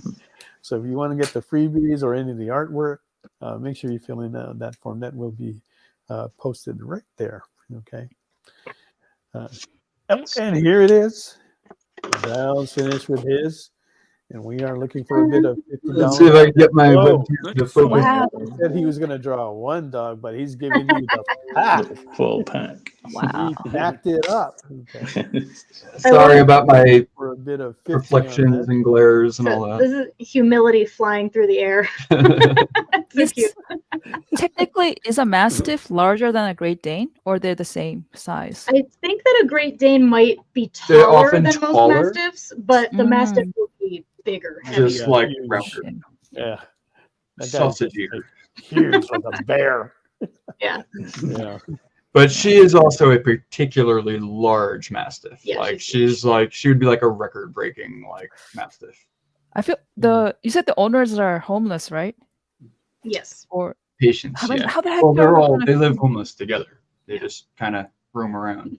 But she has to Hashtag eat no a wiener lot. No wiener dog. Oh, No wiener dogs. nope. Sorry. They can't run fast enough to keep up with it. Unless the wiener dog's riding on the back of the Mastiff or the Great Dane. Yeah, but humility rides on the Mastiff, and he would never let anyone else up there. Never. I've actually heard that dachshunds are like probably up there as one of the most aggressive dog species or dog breeds there is. Yeah. Like people get bit by dachshunds more than like any other dog. They just don't get very hurt by it. So Yeah, they don't do much damage. But like wiener dogs will definitely bite you, and you will bleed. It will hurt. They just won't like, you know. I've You known won't lose a limb I've known necessarily. at least one really mean mini dachshund. Like he doesn't like anybody, and he lets them know it. Wow, I did not know that. They were definitely bred for like. I thought they were duck retrievers or something. No, I think it was like tunnels or Digging tunnels? maybe I'm thinking of terriers. Oh yeah, they were probably bred to For, dig like, out some animal rats. that I think it was for hides or something. yeah, like rats and weasels and stuff. Not to go against a badger, because I can't Yeah, see them going after a badger. Well, European badgers. I think that the badgers in the UK are very different from the badgers we have here in America. Yeah, the badgers in They're the much UK cuter. drink tea with their pinky up. Yeah. Okay. Okay. All right. In that case, I guess they can, because because you're right. I'm thinking the badgers that we have here, and they're Yeah, I would kinda not let vicious. a dachshund near one of those. Yesterday, I was watching about badgers, and I found that they're very, very social. So even though, like in a forest, they are not even related, 5 or 6 different families would all live together, like underground, and they keep digging like compounds and expanding their territory, and they look after each other. But they were talking about, because I was watching the lynx, and then the badgers were mentioned, because technically the lynx are larger and they can hunt the badgers for food, Yeah. but the lynx won't even go near them because they're so aggro. They're like, badgers are very, very aggressive. Like, so yeah. Yeah. The only time I've ever seen a badger in the wild, I was with JL, and we were in the Badlands National Park, and they have like a prairie dog town where there's just prairie dogs everywhere. Yeah. And we were pulled over, like watching the prairie dogs, and we saw a badger like sneak up to the prairie dog town. And it was hilarious because the badger thought he was going to eat some prairie dogs, but the prairie dogs saw him coming like a mile away. Yeah. And they all would disappear from all of the holes around where the badger was, and then other prairie dogs would pop up like way over here and make noise. So the badger would go running after them, and then they would disappear, and then they'd pop back up somewhere else. It was like whack-a-mole. It was hilarious. Oh my Badger god. finally just got sick of it Was and like walked away. exhausted and like depressed by time. It was so fun. By the time they were done having fun with this badger, it was like so just like It was like defeated. so like demoralized. it was just Yeah. demoralized. Yeah. Oh, it was trying to feed his family because in the den there's like 6 of them he has to feed. You know, prairie dogs are one big family. Yeah. Their whole colony is one big The prairie family, dogs were and not thinking about the badger babies. they stick together. They're smart. But They have damn. complex language too, so they can Oh, wait, no, really. I've seen a badger in the wild besides that, but that's a way better story than the other time. Badlands, that's like cool. I mean, me and Mel, we went to the Badlands too. Yeah. It's frigging hot there. Oh. So was it hot when you guys were there? We didn't go during the middle of summer. That was in the fall, Yeah. but I lived on the Pine Ridge Reservation for a year, which is part of the Badlands. Mhm. And yeah, the weather is very extreme. Yeah. In that part of South Dakota. Yeah, like the cold is cold. Yeah. Oh, really? Yeah, in the winter it gets like. That was the first time I ever experienced negative 40 degrees. I mean, that's why it's called Badland for a reason. Yeah. But it's so beautiful. I really, really love that part of the country. Really? It looks Yeah, very yeah. Asian. Right. I didn't. I've been wanting to go there. It was kind of like one of the things on my bucket list. So when we were actually in the Chicago area, moving to Hawaii. So I told Mog that we're going to travel across the country on the northern part of the United States. Nice. And one of the places we're going to hit is I had mentioned the Badlands, and she goes, "What is that?" She didn't know what it was, so I had to like explain it to her and stuff, and tell a little bit of history about it and stuff. Yeah. It was interesting to see. Yeah. And I love that road trip between Chicago and South Dakota. There's not much out there, but it's epic. it is. You know what? I've traveled on the southern roads across the U.S. going towards like Florida. I like that route much better. There's interesting stuff to see on both, but I like that better. There's a lot more things that I'm more interested on that side for me to see. Yeah. Which we did take advantage of. So I was really happy to do that with Mog. Cool. But now one of the things associated with the Badlands, which I'm curious about, is that they do have like a lot of UFO sightings over there. Have you seen any while you were there? I did not, but I heard a lot of stories from locals. Yeah. Like pretty much everyone out there has a UFO story, or their uncle does, yeah, or somebody, yeah. Yeah. Because that is a lot of have a lot of big stories that come out from that area. Yeah, there's just a lot of paranormal stuff generally right. out there. Everyone, there's cryptid stories and ghost stories, and that there's been a lot of bloodshed on that land, so there's a lot of reason for ghost stories. Right. Yeah, and if you guys have not been out there, right, this part, that part of the country, that type of terrain that's there, it just looks really alien, out of place, out of this world. Yeah. Right. And that's one of the things that attracted me to go there, is to see this for myself, and it does. It looks like you are on another planet. Yeah, it's really very cool to see. Strange. Very strange looking, and then you see the deer walking across the way. Right. You see these other animals that are there, and and the bighorn sheep are always out there. Beautiful. And the pronghorn antelope and the coyotes. So if you ever are camping out there, the noises the coyotes make in that landscape, it's just so it's wild. Yeah, but we were I was really impressed with the bighorn sheep. Those guys are really cool looking to see, and that they're free wandering out there, and not just in the Badlands, but in other areas that are close by as well. Yeah, those guys are really cool. Anyway, nearby there's Custer State Park, where there's a huge herd of bison as well. Right. So that's really fun to drive through. Yeah, we stopped by God, I forgot the name of the place. I think it was Custer. But we did go to Mount Rushmore. We did go to we went to the Deadwood. Deadwood. Oh, Deadwood's so cool. I like Deadwood a lot. We had at that time we had just finished watching the Deadwood series. Oh, really? So awesome. I love that series. Oh, yeah, that was a great series. Right? So we went and we visited. We went to the grave. Graves. We did all that. Walking through town. I haven't done that. I got to do that sometime. Walking through town, right?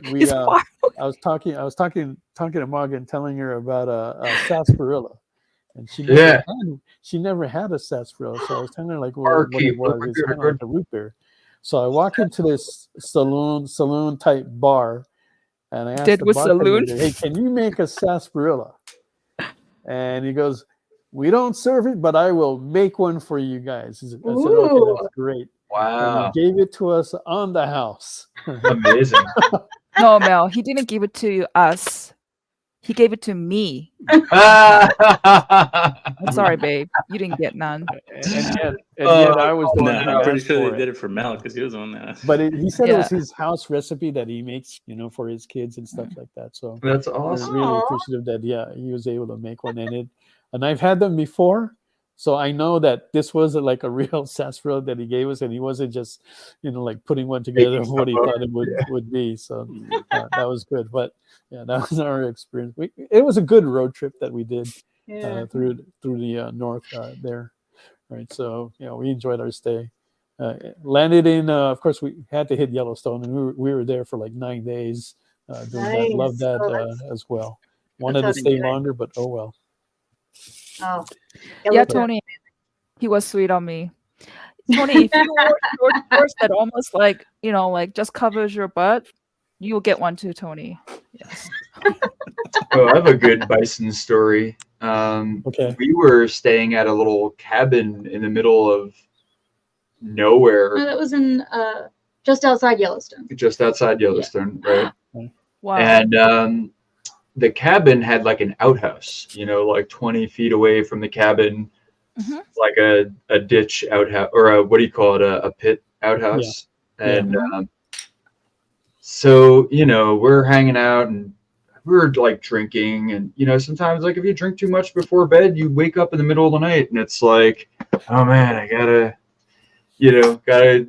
release some of this. So like I wake up and it's like hardly sunrise, like it's still dark and you can see like the sky is lightening, but it's still like pretty much nighttime. And I'm like, I gotta pee so bad. I'm like waddling like out of the cabin over to like the outhouse, and Okay. like right in front of me, I practically walked into it, is this Oh no, old kidding. freaking bison, and its head, I'm not kidding, its head was the entire size of me. Yeah. Like Oh, just I its see you. face was the size of me. Yeah.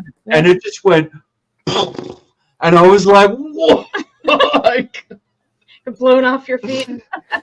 like hot, loud, forceful air. I was like, this creature could accidentally destroy me just by walking into me.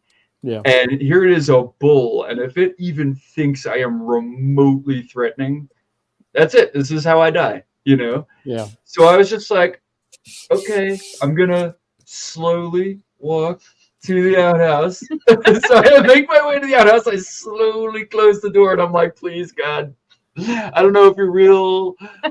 We don't talk really, but just don't let me freaking die in an outhouse getting smashed by a freaking you know what that scene reminds me of? It reminds So me of Jurassic Park. Yeah, that's what I was thinking. I was like, no, not like this. Not like this. And finally, after like, I don't know, 45 minutes, I like open the door and look out. And it's like off in the field, like, I don't know, 50, 60 feet away. Still pretty close, but like not, right in front of me close. Huh. And it's doing this thing that they do in the spring when they have to shed all of their fur mats together and creates like almost like a sweater over the winter, So in the spring, they heave themselves up and throw themselves at the ground as hard as they can to like just tear as much of it off as possible in like big chunks. And when you see them doing this, it's like little like pebbles and stones for like 10 feet in like every direction are like bouncing. Oh yeah, like there's like a cloud of it's like a stuff. shockwave when they throw themselves at the ground. It is bonkers how powerful these animals are and how big they are. So I'm like, all right, I'm just gonna go back to that cabin and maybe just stay inside until it's gone. But when we came out hours later, he was still there. Yeah, he was just chilling, but he was like far enough away at that point that we were like, okay, cool, like we can get to the car if we need to, or Yeah, but yeah, they are just wildly powerful animals. and Tony Anderson is writing. So many people get hurt trying to take selfies with bison because they are still wild. Yeah. And there are signs posted everywhere not to get in very close to them, and yet people try to do. And because of that, people actually die because of that. Because they get so close, right? So that's something that you got to be careful for. Yeah. We were having lunch in the park when a herd decided to come by us and jumped in the car, right? And when you said their head is pretty much as big as you, you are practically right. One came right by us, bulls, kind of like staring in my side view mirror. His head was big, almost like half the size of a car. Yeah, like it wouldn't fit in your car window. Like it's just too big, Yeah. Looking at him, he was. I have at that time, and I still have it. I'm driving a Scion XB, the boxy toaster car, right? That thing was pretty much as big as the car. Yeah. If this guy wanted to roll me over, he could do that. Oh, I remember that. The bulls stop traffic. They will walk right up to the front of the car and just like snort at you. Like if you even roll an inch while our herd is crossing this road right now, it'll be your last inch. And you're just like, cool, we got all day, buddy. You do you, like we're not moving, like don't worry. Right. You just gotta sit there and wait. So to add more detail to Mel's story, it's just imagine like in the middle of nowhere, by the road, it's very quiet, and there's like one picnic table, no, maybe two picnic tables, and that's it, right? And I just finished cooking ramen, okay? And then suddenly all this herd, the whole freaking herd in that section decided to come where I'm at. So you know what? I was so angry because I'm like, no one disturbs my food because I just finished cooking, and I like, for me, I will refuse to eat soggy noodles. No effing way. You get back off. So all I did was, instead of I was sitting on the picnic table, the chair part, I just went and sat on top of the table, and I kept eating. And of course, what Mel does, he has more self-preservation because he's not an idiot. He goes straight to the car. And these bisons, because we have a Scion XP, they're the size of they're literally the size of a Scion XP. Yeah. Yep. So he's in there and he's frantically waving, like he's angry at me, like, come in, get in here, get in. And I'm thinking, no, I'm gonna get in there after I finish eating. And then so screw you, I'm eating, right? And then, but of course, I finished as fast as I can because it started. The mood was getting really, really tense, and I'm wondering, why are these guys acting really like they're all side glancing me, and they're starting like getting really aggro at each other, and they're like starting to like rub each other and butt heads. So I finally got in the car, and then after like a couple hours, the herd finally moved, and then we went to the center, and in there it says, "Oh, be careful! Do not go near the bisons because it's rutting season." Oh yeah. Oh. That's mating season. You are in danger. Yeah, and Mel was so angry after he read that. He's like, "Hey, next time when I wave it to you, you better come inside." And I'm like, and I said to him, "It doesn't matter. Damn it! It doesn't matter if I was in the car or out because they can like crush that Scion like a tin can. Yeah. I mean, we both get hurt either way, So, but yeah. But I stood my ground and I ate my ramen." So when it comes to animals, Mog does piss me off because she does endanger herself. That's not the only time, but that's a story for another day. Okay, so anyway, don't forget to put in #EXP back to pack. We'll be doing a drawing in a few minutes for that as well, right? And let's go around the room and take a look at what everybody has on the board. Mog has hers up there. She wonderfully finished coloring the piece. It does have a bid of $250. We are looking for the next bid on that for $255. It's well worth it. And then next we have let's go to John. 1 second. I got to do this before it dries. No worries. Oh, John is like me. I bet he will stand his ground when the bisons come. Yep. That's right. Not until Oh, look at that! Look at that! Okay, Wow, we're still looking for a John. The bit tape of will come off, and then we'll be a 65 on border that. with green. You Wonderful nailed that piece. purple. I don't know how you got Mhm. that. Yeah, the purple. That is looking great on Thank you. there. That's going to be a steal of a deal. It should be much more than that, right? And then Ruben's got the pink Power Ranger on the pink Power Ranger blank cover. We are looking for a bid of $60 on that, right? So if you want to back that up, go ahead and put that into the comments. Don't forget to fill out the form at the end of the show. And here we go. The pack. better at getting All on one. Graphite. That is looking for a bid of $50. Show some love there for Lindsay and Jael. Don't forget to head over to their Kickstarter and back the pack there as well. Okay. There you go. I like them all. The whole pack. Yeah. There's Yeah. cool looking. And that's because we're all dog lovers, so we're all Badass. gonna like that. Okay. Right. And we'll probably be doing that in a couple more minutes for the free giveaway. So again, don't forget to put in # EXP back the pack. Okay. Wow. Yeah. And Humility Shadow flying Winard through the writes, air. I love humility flying through the air. And Tony Anderson gives John the 69. Ooh, nice. Oh, Yeah. that's the number we like. He's giving John the $69 mod bid there. nice. Thank you very much for that, Tony. Nice.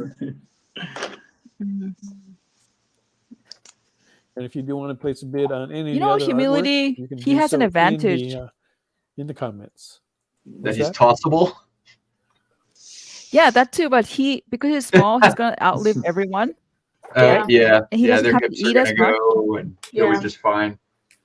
Yeah. Yeah, and he will have less Oh, health good. problems. So, yeah, Yeah. he'll be like the Ninja Turtle, the last one who survived. Oh, yeah. Ronin. We actually. I mean, this is like way in the future. Spoilers. Yeah. We, like I said, we do have a future Okay. pack series In the works. in the works. Did you guys But ever read jump on We this story Three? now. Mm. Yeah. What'd you say, Did John? that- Talk about this story now. What did you say, John? Can you repeat that? I was just asking if anyone has ever read the comic book series called We Three, which We is also Three? about animals. It's a book, a three-issue miniseries, all about these cybernetic animals that escape from their okay. taskmasters. It was Frank Quietly drew it. I'm trying to remember who drew it. Grant Morrison maybe wrote it. Hmm. It was really, really, really. I mean, if you're into animal books, and Yeah. you're into animals, you know, because a lot of the story beats that you guys were touching on in terms of how you handle them were Mhm. handled perhaps differently in that storyline, but with such tenderness that Hmm. you know Yeah. you felt for these poor creatures and what had been done to them. Huh. We But Three. you know, It sounds familiar. yeah, I would check it out. I might have We Three. We Three. We Three. We three. Mm-hmm. Uh, Looking it up right now. Was that? Did that That get one? its start in Dark Horse Presents? Does that sound? I don't think so because Wow. it was. I can't remember who put it out. Might have been an Image book. Dude, that title just says it all. Like, it's gonna be tragedy. You're gonna cry. Yeah, it's your about the eyeballs three out. animals. Yeah, involved. Grant Come Morrison. on, with Oh, that military the tag, That's not what I was you thinking. know they're gonna one of them, maybe all of them gonna die. I don't know, but Yeah, Wow. that's what you kind of have to leaves you hanging on the edge of your seat with the story. I Okay. hate Well, when you do that. yeah, if there's if anybody has the link for that, if you could put that in the comments, that would be great to see if there is one. Well, Shawnee's saying it is from Vertigo, and it's definitely Oh, yeah. Vertigo, yeah, that's who it was. Okay. Yeah, Every DC. time you have an animal, Jesus, it's always tearjerkers. It is. Yeah. But you know, it's like humans. You know, I was thinking as you were describing the story about, you know, the dogs in the pack and certain things you didn't want to do or did want to do. I just thought, you know what, treat them like they're human characters. You know, the same thing you wouldn't hide from seeing a human character, the horror that they may have gone through as a child or whatever. You know what I mean? Yeah. I think as long as you treat the animals as if they were just regular characters and let them breathe in that sort of way, that people will attach themselves to that. You don't have to make it different just because people are more sensitive towards animals. I don't think. You just got to hit the audience with whatever they need to know, whatever vibe you want to give them. If you don't want to give them that vibe, I totally respect that, but I wouldn't hold back from it. I've always been a firm believer of the idea that what you don't show will always have more power than what you do show. So, like, when we know what happened, but we don't see it, then it's a nightmare in our head. But when we see it, then it's however well you were able to draw it, and that's that. Yeah, the reader's imagination will always be more brutal than the reality that you could present. Yeah. So, I always feel like I'd rather let people be in control of their own imagination with certain things like that, like the brutal parts, and I'd much rather show, I'm really a big fan of these moments that Lindsay writes in where, like, Patience and one of the dogs are having a moment and they look at each other and, like, if you know dogs, that dogs communicate with their whole bodies, their faces, their eyebrows, their ears, their tails, everything. They're communicating all the time. They're pack animals. That's all they do is communicate, They're, like, almost never non-communicative, right? So, like, being able to get that across in a still drawing, in a single frame, that, I think, for me, is really gratifying. It pushes me to be like, right, I don't want to personify this animal and make it not an animal, but I want to show people that how animals do communicate, and make that real and make that like, oh yeah, I do get that vibe when a dog makes that face. I know what that means. Right? Yeah. That's so interesting. What you just said? You reminded me of this quote. The manga. Do you know Ashita no Jo? What is The it? famous Ashita no Jo. Joe. I think Ashtano? boxing. Americans, the way they translate, it's like the boxer, Joe the boxer.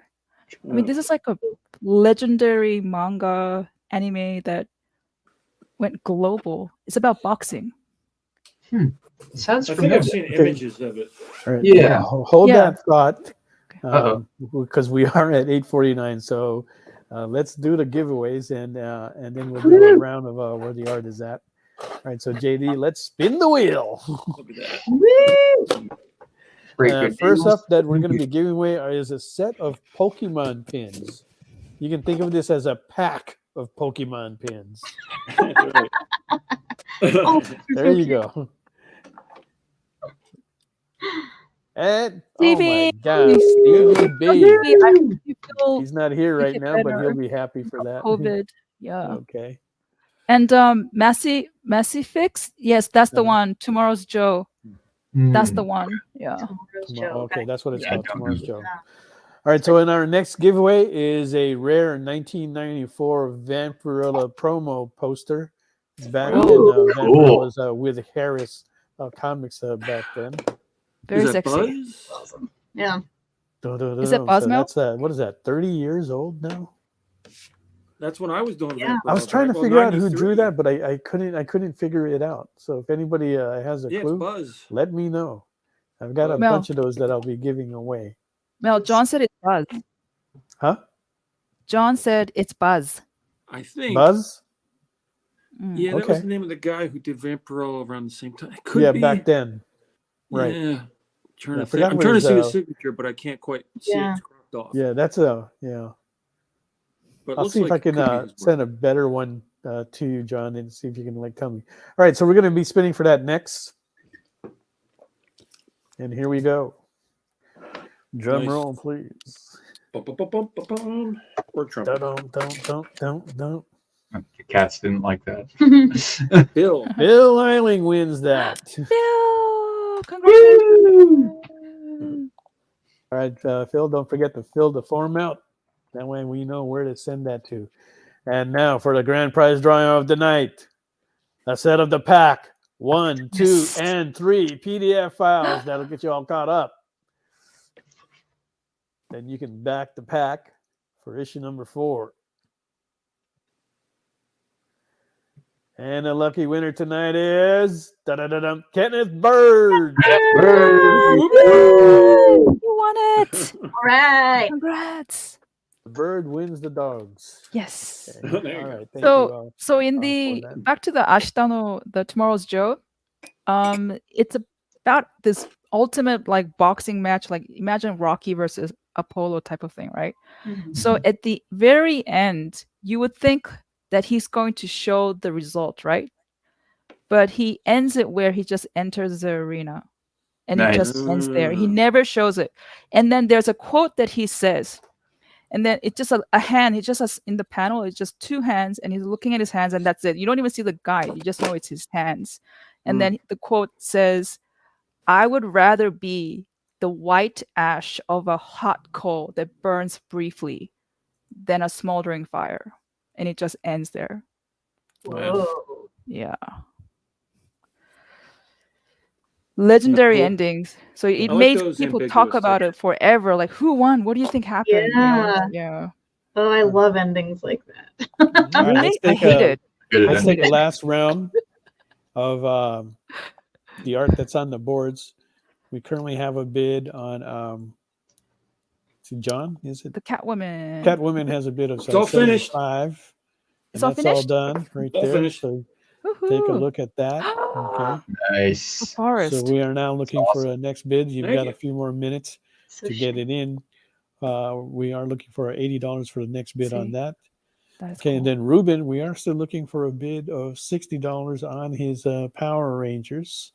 So if you want to get that in on there, okay, That's a steal. That's a great piece. that's a very all the Thank you. artwork Yeah, right now is pink. at a great price, a steal of a deal tonight, right? Mhm. And of course, the pack by Mhm. Jael, $50. Get the whole pack for The whole 50. pack. Okay, so we're looking for So a bid of $50 on that. Okay. A piece of comic And history. you should want to put a bid on Mog's piece. The next bid we are looking for that on that is $255. All right. so John, what'd you do for Valentine's Day yesterday? Since I am single, I did nothing, Oh, good on you, Mike. Good on you. which I was fine with. I had no problem with that. Yeah. No, actually, I'm it's the type better that person way. that- Yeah. Yeah, the times that I'm alone in my life are not big issues for me. I'm not like Mhm. that. Gotta have somebody. I You know. know. If it's right, it's right. If it's wrong, You know what I hate is this, like Valentine's Day, where it's like a couple thing, or even Christmas. Your partner. I'm not saying it's Mel who did this, but when people do this, like among Sure, couples, they're like, "Hey, today is this day. What are you gonna do for me?" I'm like, Oh my "Oh my god, that's go obnoxious. away." Are you serious, Mog? You're saying that? I don't When like Monday it came, you're that. going, hey, did you know this coming Wednesday is Valentine's Day? I never said that. I didn't even know Valentine's Day was coming Never at said all. that. I was I like, never said that. whatever. Stuff up Sitting now. here and I'm finishing my noodles, okay? I know. Just don't disturb my ramen time, dude. I will not forgive you. Oh, man. Yeah. Yeah. Well, next week, I will have here on Thursday is Felipe Cagno, who is the co-creator of the Few and the Cursed. And it's a very interesting series worth looking at. So hopefully you'll be able to join us next week. I'll be in Hawaii, and Mog will still be here. So we'll be doing a kind of like a Pacific West Coast kind of thing, right? So hopefully you guys will be able to join us. I want to thank Lindsay and Jael for joining us again tonight. It was a lot of fun, a lot more fun than the last one. Oh wait, too. Mel. Yeah. I think Mike just put in a $50 and said, "How do I bid on the pack drawing?" Okay, you just did, Mike. So thank you very much for that. Just make sure that you fill out the form, so that way we know where to send that to. But thank you very much for thank that, you, Mike. Mike. It's yours. Mike, Unless someone you outbids are you within the next few seconds. Right. Yes. Okay.